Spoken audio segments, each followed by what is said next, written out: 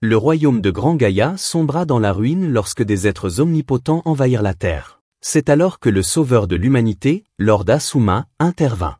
Asuma possédait un pouvoir si immense qu'il pouvait anéantir tout ce qui se trouvait sur son passage d'un simple sort. Non seulement il éradiqua ces créatures venues d'un autre monde, mais il détruisit également la porte reliant la terre à leur royaume.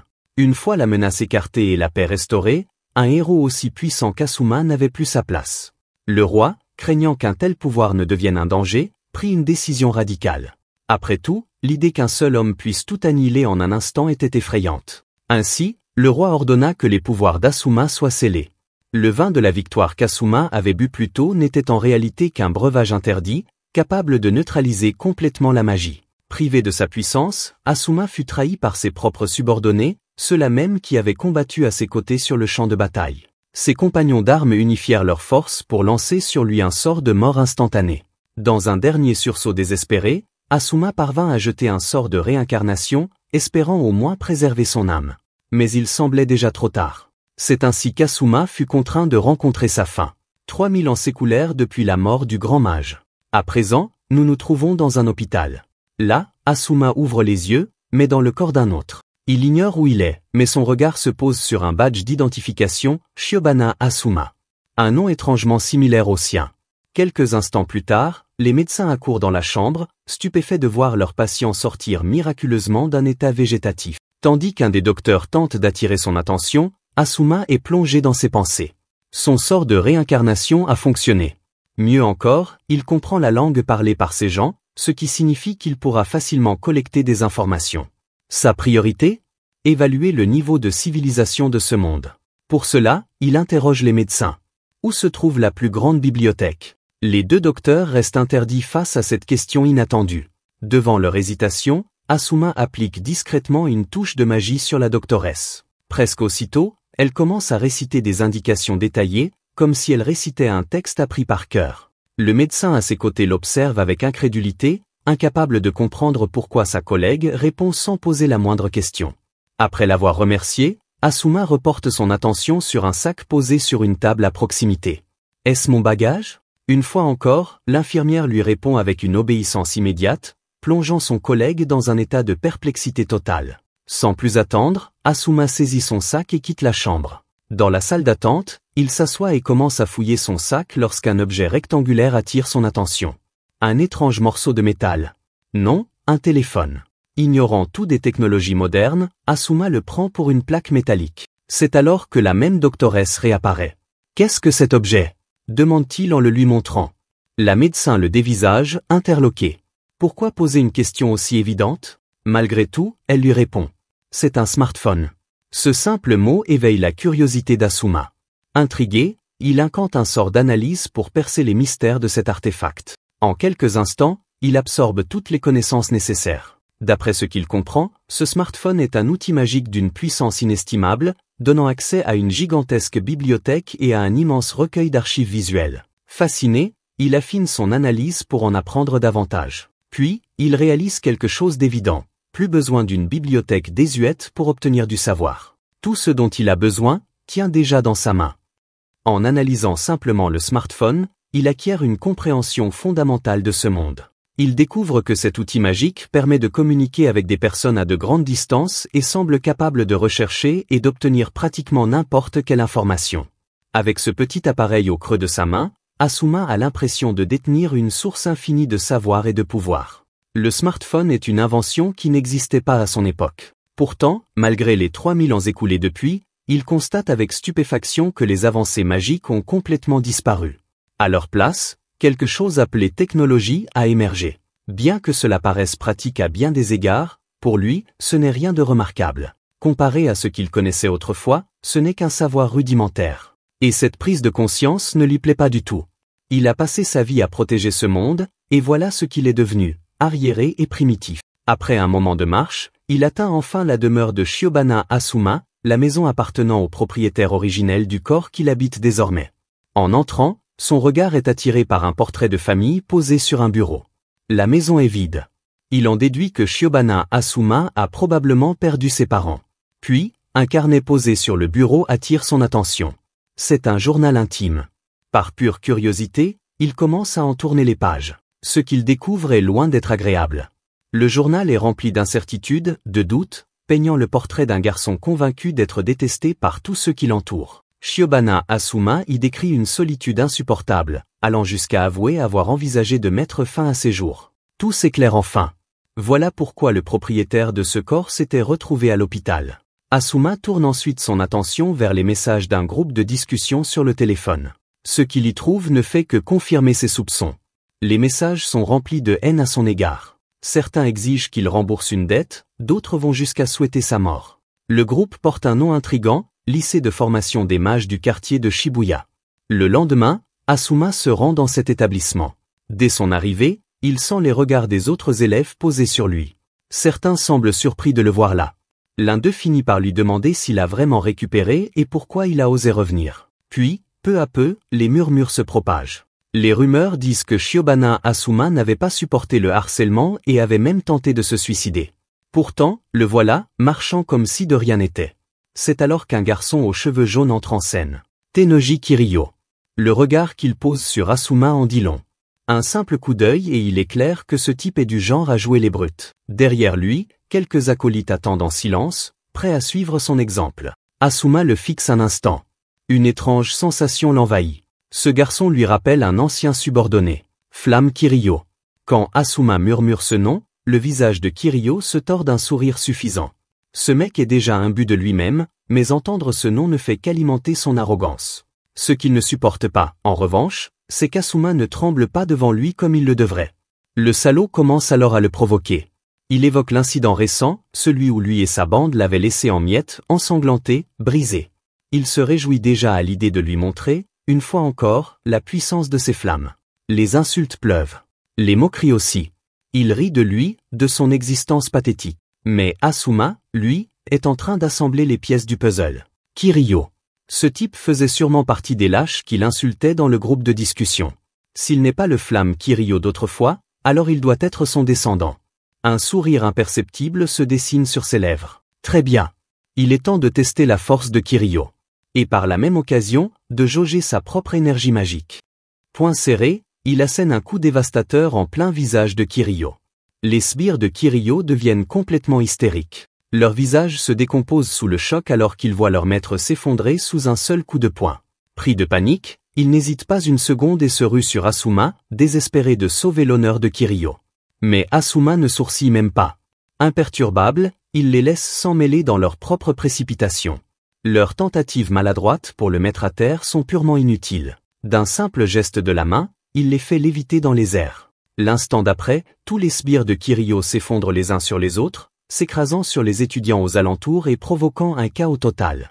Pendant ce temps, Kiryu, le principal concerné, décide de passer aux choses sérieuses. Utilisant une technique de magie moderne, il déchaîne une pluie de projectiles enflammés directement sur Asuma. Les élèves, jusque-là spectateurs, commence à paniquer. Le sort que vient d'incanter Kiryu est une magie interdite, un pouvoir que personne n'oserait employer dans un simple affrontement. Terrifiés, les étudiants prennent leurs jambes à leur cou pour éviter d'être pris dans l'explosion imminente. Mais leur frayeur s'avère inutile. D'un simple geste, Asuma stoppe les flammes en plein vol, à la manière de Neo dans Matrix. Sans une once de stress, il enchaîne avec un sort de désintégration, réduisant les projectiles à de simples cendres flottant dans l'air. Voyant les flammes s'évanouir en poussière, Asuma éprouve un profond soulagement. Son sort signature fonctionne à merveille, même dans cette nouvelle ère. Autour de lui, la foule reste figée, incapable de comprendre comment un sort interdit si puissant a pu être annihilé aussi aisément. Curieux de tester sa force physique, Asuma bondit vers les sbires restants, ou en un éclair, frappe chacun d'eux à l'arrière du cou. L'un après l'autre, ils s'effondrent comme des marionnettes sans fils, inconscients avant même de toucher le sol. Kiryu observe la scène, pétrifié. Comment quelqu'un qu'il considérait comme insignifiant a-t-il pu écraser son prétendu groupe d'élite avec une telle facilité? L'idée même lui est insupportable. Une rage sourde monte en lui, et son aura magique explose avec une intensité fulgurante. L'énergie qui émane de Kiryu est si écrasante qu'Asuma lui-même doit reconnaître son pouvoir. Mais ce n'est pas tout, cette aura lui semble étrangement familière. Elle lui rappelle la magie de son propre temps. Une hypothèse germe dans son esprit. Et si cet idiot avait réveillé un pouvoir latent, hérité à travers les générations, déclarant d'une voix grondante qu'il va réduire Asuma en poussière, Kiryu serre le poing et se jette sur lui avec une puissance dévastatrice. Mais Asuma, impassible, tend simplement un doigt. L'instant suivant, le poing de Kiryu est stoppé net, comme si toute sa force s'était volatilisée.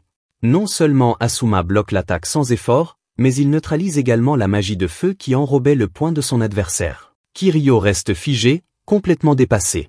Voir sa magie annulée aussi facilement dépasse tout ce que son orgueil peut encaisser. Mais Asuma n'en a pas fini. D'un léger mouvement du doigt sur son front, il envoie Kiryu valser en arrière, s'écrasant lourdement au sol. Lorsqu'il ouvre les yeux, tout autour de lui est jonché de ses sbires inconscients. Asuma, lui, est le seul encore debout. Les étudiants qui ont assisté à la scène restent sans voix. Leurs mâchoires s'en décrochent devant ce spectacle irréel. Celui qu'ils prenaient pour un faible vient de pulvériser une prétendue élite sans même transpirer. Mais Asuma, lui, est déjà ailleurs. Perdu dans ses pensées, il analyse les résultats de ce petit échauffement. Ce combat improvisé lui a confirmé plusieurs choses. Son pouvoir magique est intact et fonctionne parfaitement, mais sa force physique, elle, semble légèrement inférieure à ce qu'elle était autrefois. Asuma repense au sort de réincarnation qu'il a lancé il y a des milliers d'années. L'incantation avait parfaitement fonctionné, transférant son âme dans ce corps. L'âme d'origine de ce corps n'était rien de plus qu'une entité flottante, noire, sans vie, déjà détachée de son enveloppe charnelle. Au final, Asuma avait pris possession de ce réceptacle, y abritant son âme puissante. Assis dans la salle de classe, il sent les regards méfiants des autres élèves qui l'observent en chuchotant entre eux. Mais lui, il a bien du mal à supporter leur présence. Ces mêmes personnes qui, dans sa vie précédente, l'avaient trahi, exilé, puis tué. Une seule pensée le consume, un jour, il se vengera. Le cours commence. Le professeur annonce que la leçon du jour portera sur l'introduction à la magie moderne. Asuma écoute avec attention, absorbant chaque mot du professeur. Ce terme, magie moderne, l'intrigue. Il ne l'a jamais entendu auparavant. Dans son époque, la magie était vaste, ancienne, brute, transmise par la tradition et le talent inné. Mais cette magie, explique le professeur, est aujourd'hui éteinte. Désormais, grâce aux avancées scientifiques, elle a été standardisée, raffinée et codifiée sous le nom de magie moderne. Le concept le fascine. Tout semble structuré autour de systèmes et de théories qu'il ne maîtrise pas encore totalement. Un peu plus tard, les élèves se regroupent à l'extérieur, sur le terrain d'entraînement, pour leur prochain cours. Le professeur George East commence par les présentations avant d'annoncer l'épreuve du jour, le test d'aptitude. Chaque élève sera évalué pour déterminer quel type de magie il peut manier, et le professeur les encourage à donner leur maximum. Asuma se tient parmi eux, son visage impassible mais plein d'incertitude. Il ne comprend pas vraiment en quoi consiste ce test. Voyant son air perplexe, le professeur East décide d'expliquer plus en détail. Dans la magie moderne, l'aptitude est représentée par des couleurs. Le rouge pour la magie du feu, le bleu pour celle de l'eau, et le noir pour la magie des ténèbres. La magie s'exerce en faisant circuler le mana à travers le corps via des circuits magiques. Mais ces circuits ont une capacité limitée, ce qui empêche la plupart des gens de maîtriser plus d'un seul type de magie. En résumé, chaque individu est naturellement prédestiné à un élément particulier. Vient enfin le tour d'Asuma. Le professeur lui demande quelle est son affinité. D'un ton calme, Asuma répond qu'il n'en a aucune. Un silence gênant s'installe. Le professeur fronce les sourcils, cherchant à obtenir des précisions. Asuma réitère, il ne possède pas d'affinité particulière et ne compte pas se spécialiser dans une seule magie. Le professeur est visiblement agacé par ce qu'il considère comme une absurdité. Comment quelqu'un pourrait-il ne pas avoir d'attribut ? Les autres élèves sont tout aussi perplexes. Asuma, lui, reste impassible. Il sait que sa magie est sans couleur, ce qui signifie qu'elle n'est pas limitée à un seul attribut. Mais ce que la plupart ignorent, c'est que cette absence d'affinité n'est pas une faiblesse. C'est une bénédiction. Ne pas être lié à un seul élément signifie que son corps peut s'adapter à tous les types de magie. En d'autres termes, Asuma a accès à toutes les formes de magie. Voyant qu'Asuma ne réagit pas à l'incrédulité ambiante, le professeur commence à prendre un ton condescendant. Il ne cache pas son mépris et laisse clairement entendre qu'Asuma n'a pas sa place dans cette académie. Sans retenue, il va même jusqu'à l'insulter devant toute la classe, cherchant à l'humilier. Ce qui l'exaspère, ce n'est pas tant l'absence d'affinité d'Asuma, mais son calme imperturbable. Comment un bon à rien comme lui ose-t-il ne pas plier sous le poids du mépris ? Alors, le professeur s'emporte encore plus, lançant un discours cinglant, persuadé de pouvoir briser Asuma. Il souligne qu'être incolore signifie n'avoir aucun attribut, aucune base pour la magie, et aucune possibilité de l'acquérir ou de la cultiver. Pour lui, cela fait d'Asuma un cas désespéré, quelqu'un incapable de progresser. Comme si cela ne suffisait pas, le professeur attire l'attention sur l'emblème brodé sur leurs uniformes, symbole de tous les attributs élémentaires connus. Il s'en sert pour humilier encore davantage Asuma, insinuant qu'il ne mérite même pas de le porter puisqu'il ne correspond à aucun de ses critères. Mais c'est à ce moment-là qu'Asuma prend enfin la parole. D'un ton calme mais assuré, il réplique avec une clarté implacable, être incolore n'est pas une faiblesse. Au contraire, il l'affirme sans détour, l'incolore est l'attribut le plus puissant. Il demande une seule chance de le prouver. Avec audace, il défie son professeur en duel, bien décidé à démontrer que la magie incolore surpasse toutes les autres. Un silence abasourdi s'abat sur les élèves. Un tel défi est rare, et personne ne s'attendait à une déclaration aussi audacieuse d'Asuma. Mais le professeur, lui, est fou de rage. Son irritation est palpable, et il prend sa décision sur le champ. L'épreuve d'aptitude sera remplacée par un combat, sans aucune restriction. Il annonce qu'Asuma sera son premier adversaire. Les élèves, déjà sous le choc, n'en croient pas leurs oreilles. Qu'un professeur modifie ainsi un test est inimaginable, mais qu'il se batte lui-même contre Asuma l'est encore plus. Il s'inquiète pour lui, d'autant plus que le professeur George est l'un des instructeurs les plus redoutés de l'académie. Malgré cela, les deux combattants se font face. Le professeur, toujours aussi méprisant, ne peut s'empêcher de ricaner. Il lance d'un ton narquois que certains duels se terminent parfois par de malheureux accidents, avertissant Asuma qu'il pourrait regretter son choix. Mais Asuma reste impassible. En réalité, il est plus préoccupé par le niveau de son adversaire que par le sien. Cette attitude attise encore davantage la colère du professeur, qui ordonne immédiatement au jeune arbitre de donner le signal. L'étudiant, hésitant, s'exécute rapidement.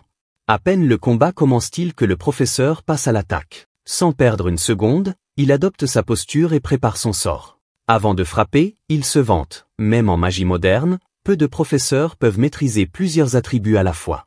Mais lui seul, en est capable. Sur ces mots, il libère l'une de ses techniques signatures, Modern Magic, Blaze Bomb Thunderlance. La puissance de l'attaque est terrifiante, de quoi faire trembler n'importe qui, mais Asuma l'arrête net avec une simple barrière magique. Comme si ce n'était qu'un jeu d'enfant.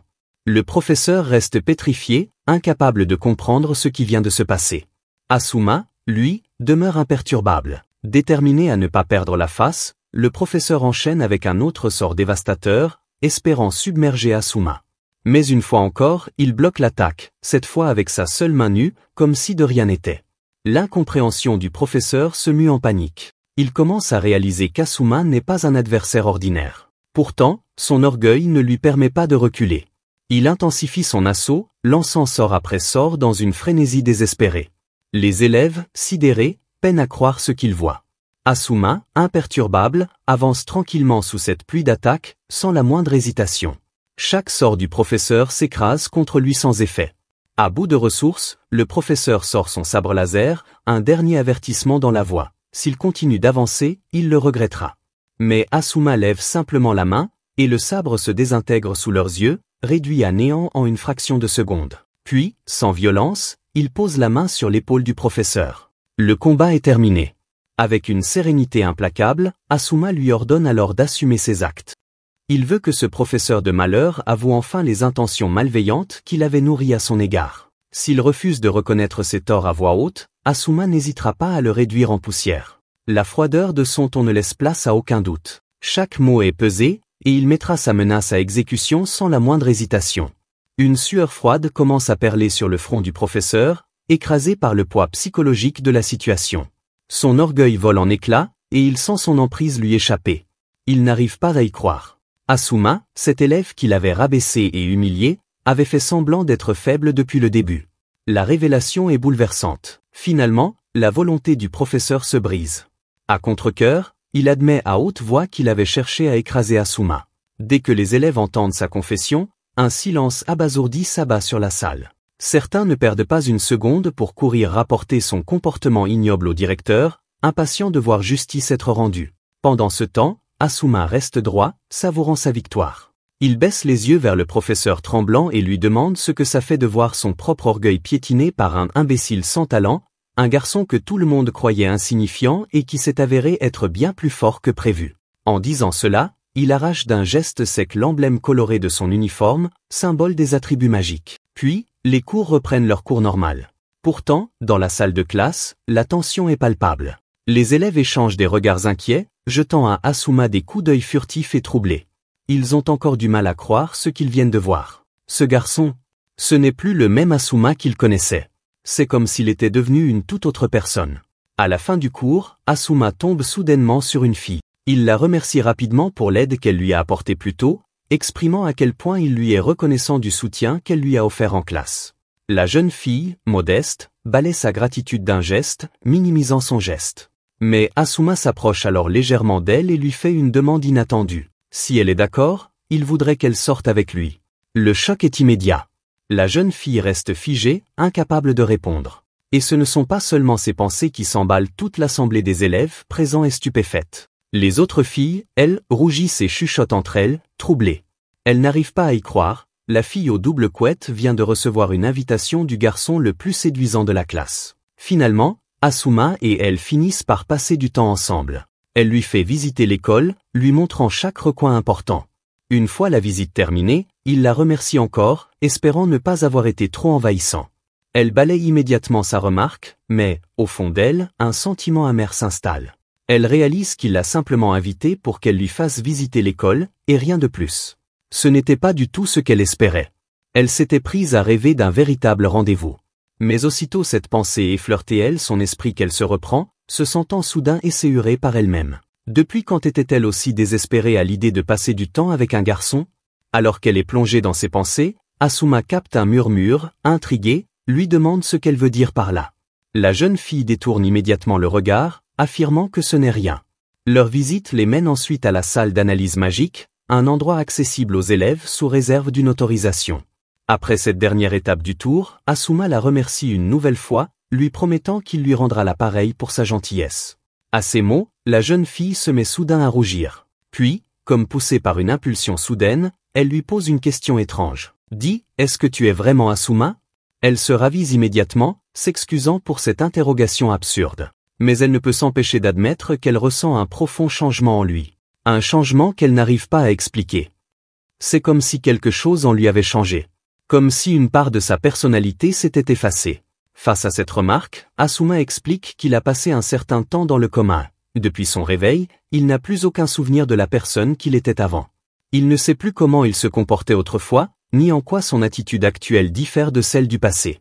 La jeune fille s'excuse à nouveau d'avoir posé une question aussi étrange, puis ils se séparent. Plus tard, Asuma retourne discrètement dans la salle d'analyse magique. Pour y pénétrer sans être vu, il infiltre le système de sécurité. Une fois à l'intérieur, il pose sa main sur la fenêtre numérique et commence une analyse de magie ancienne. À cet instant, une multitude de fenêtres du système apparaissent devant lui. Il les parcourt attentivement, et une conclusion s'impose à lui. Combiner magie ancienne et magie moderne n'est peut-être pas aussi irréaliste qu'il le pensait. Avec cette idée en tête, il décide de faire une demande officielle pour accéder à la salle d'analyse magique et approfondir ses connaissances sur la magie moderne. Soudain, un homme s'approche de lui et lui demande s'il est Shiona. Asuma sursaute, surpris par l'apparition soudaine de cet inconnu. Plus troublant encore, il ne l'avait même pas senti arriver. Mais ce n'est pas tout. Ce type lui semble étrangement familier. Il ressemble à l'un de ses anciens subordonnés, un certain Isaya.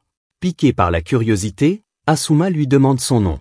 L'inconnu se présente sous le nom de S4, Katsuki. S4, ce sigle désigne les individus les plus puissants de l'académie. Cela signifie donc que ce Katsuki en fait partie. Celui-ci aborde alors un sujet intrigant, il parle du fait qu'Asuma soit incolore et trouve cela fascinant. Intrigué, il lui confie qu'il aimerait devenir son ami. D'abord silencieux, Asuma finit par tendre la main. Lorsqu'il se serre la main, il ressent aussitôt quelque chose d'étrange. Une puissance magique écrasante émanant de Katsuki. C'est comme si ce dernier lui montrait délibérément son pouvoir, affichant sa maîtrise de la magie moderne avec une facilité déconcertante. Après cet échange bref mais marquant, Katsuki s'éloigne, laissant une impression durable sur Asuma. Ce dernier réalise avec admiration que Katsuki manie la magie blanche avec une aisance absolue. Le lendemain matin, dans la salle du personnel, Asuma soumet sa demande d'accès à la salle d'analyse magique. L'employé approuve sa requête et lui attribue un créneau à 16 heures, lui offrant ainsi 3 heures d'utilisation. Alors qu'il assiste au cours, il repense à cette salle d'analyse. Certes, elle est équipée des dernières technologies, mais ce n'est pas ce qui l'intéresse. Son objectif est bien différent, il veut accéder au grand panel de magie ancienne. Ce système, utilisé à son époque, repose sur un art oublié, un secret réservé à ceux qui naissaient avec une affinité naturelle pour la magie, appelée entité magique. Le fonctionnement en était complexe.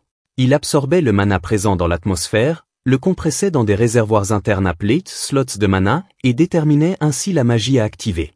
Une fois raffiné, le mana était transféré de ces slots vers des slots d'exécution. Ce processus, instable à l'origine, avait été perfectionné grâce aux cercles magiques. Leur précision et leur finesse dépendaient directement du talent du mage. Dessinés avec minutie par leur créateur, ils canalisaient le flux du mana pour activer la magie une fois libérée.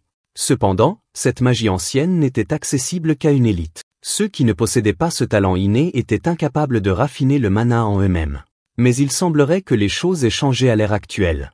Les slots de mana et d'exécution ont disparu, remplacés par un nouvel organe, le circuit magique. Avec l'invention d'un outil appelé bâton intelligent, le mana est directement injecté dans le circuit magique, générant artificiellement des cercles magiques pour activer les sorts. En d'autres termes, le processus a été simplifié et démocratisé.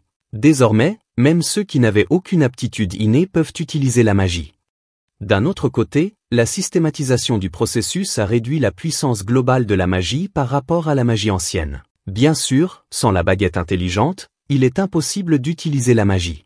Avec toutes ces informations en tête, Asuma commence à élaborer un moyen de développer un système hybride, combinant les techniques ancestrales et la technologie moderne. Pour y parvenir, il sait qu'il doit d'abord maîtriser la magie moderne au plus haut niveau et dominer tous les attributs.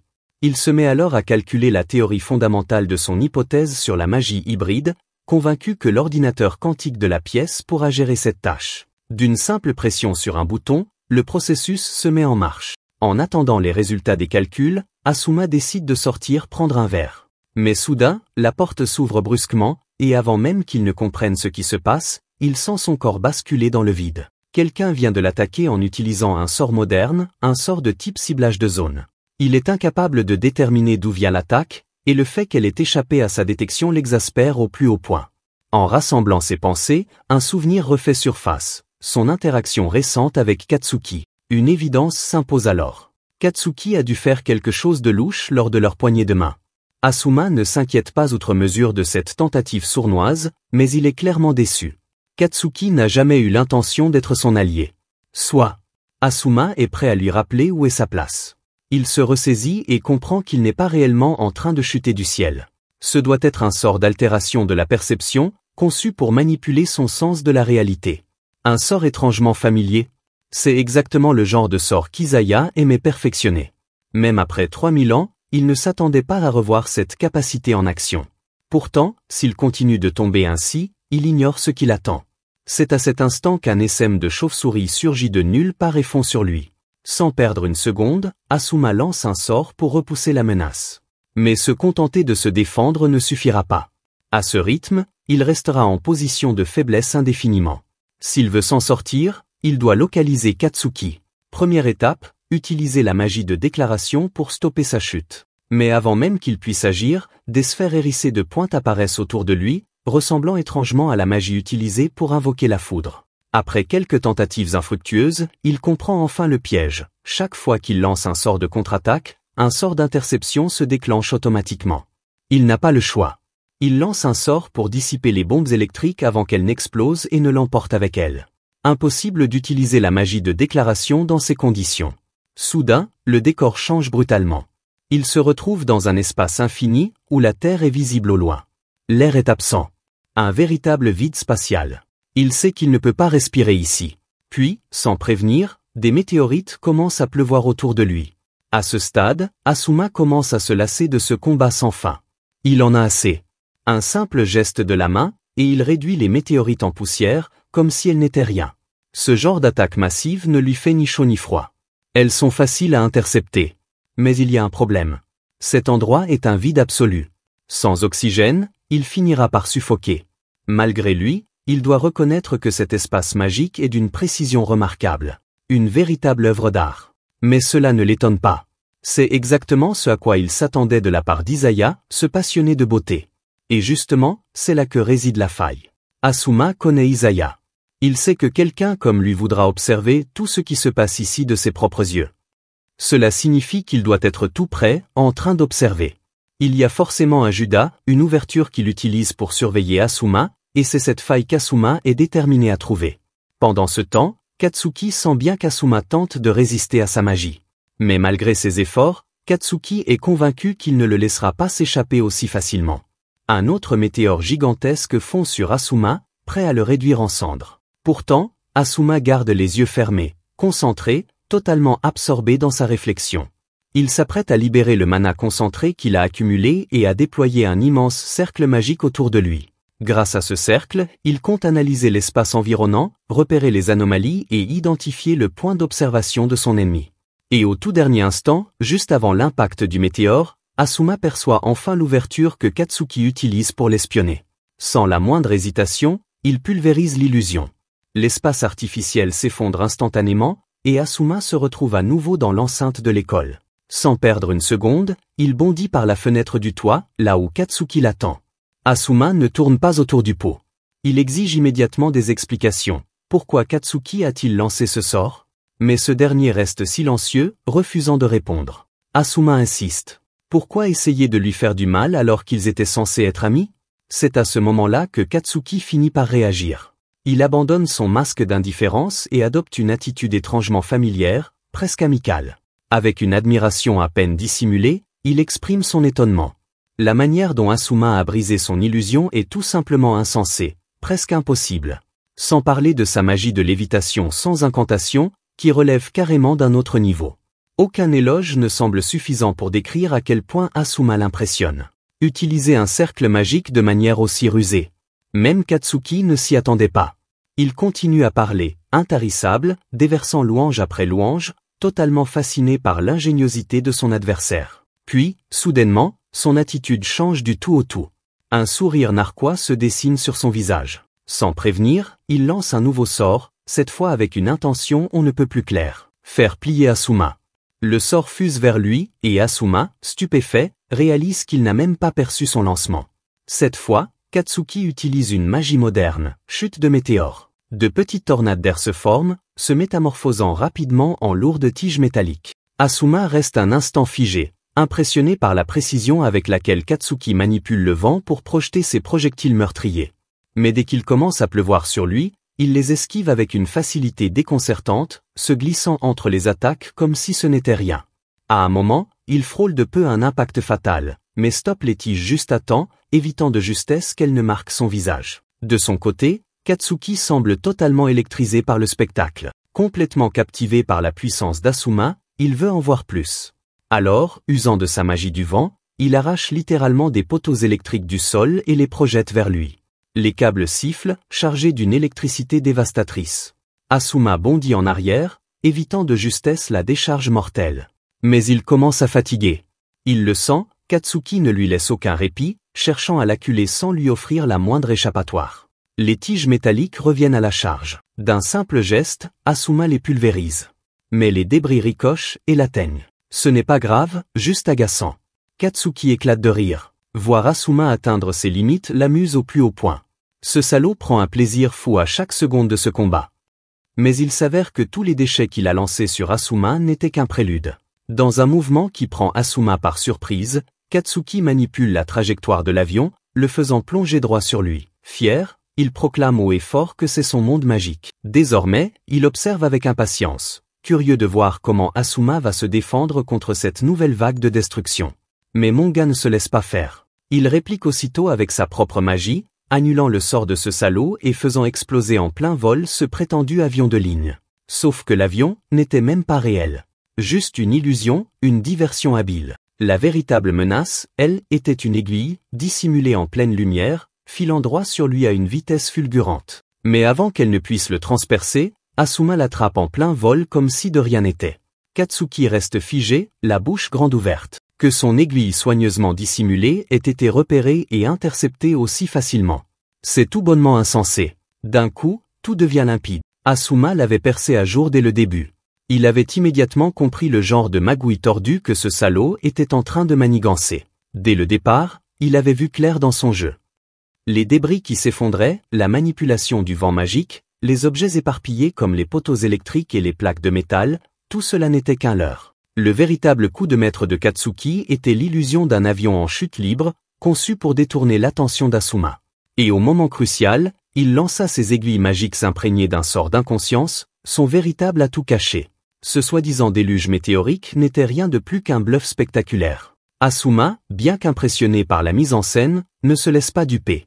Il le fait savoir d'un ton tranchant. Ses tours de passe-passe ne suffisent même pas à l'effleurer. De son côté, Katsuki est en plein déni. Il refuse d'accepter qu'Asuma ait percé à jour son stratagème. À ses yeux, c'est tout simplement impossible. Aucun mage vivant ne devrait être capable de détecter l'activation de sa magie. Seul le grand mage légendaire d'il y a 3000 ans aurait pu accomplir un tel exploit, et Asuma n'est clairement pas cette figure mythique. Mais alors, Asuma dévoile la vérité. C'était évident dès le début. Puisque Katsuki utilise une magie masquant ses traces, son attaque finale devait forcément être subtile, discrète. En une fraction de seconde, Asuma bondit vers l'avant à une vitesse fulgurante, si rapide qu'il semble se téléporter. Il apparaît juste devant Katsuki. D'un regard perçant, il lui expose son erreur fatale, il a utilisé trop de magie. Cela lui a donné l'opportunité d'analyser son attaque. Puis, d'un geste assuré, Asuma tend la main et invoque un sort sur son adversaire médusé. D'abord, Katsuki est complètement dépassé par ce qui se passe. Mais alors que l'éclat du sort prend de l'ampleur, un frisson l'envahit. Il ne peut s'empêcher d'être captivé par cette magie fascinante. C'est exaltant. Asuma décide alors de lui faire goûter à un fragment de son ancienne magie. Vibration Jam. Le sol explose sous eux dans une onde de choc dévastatrice. L'air lui-même vibre sous l'impact. Katsuki est finalement projeté au sol, incapable de résister à la puissance du coup. Asuma, lui, reste debout, dominant la scène sans la moindre hésitation, il sait qu'il a remporté la victoire.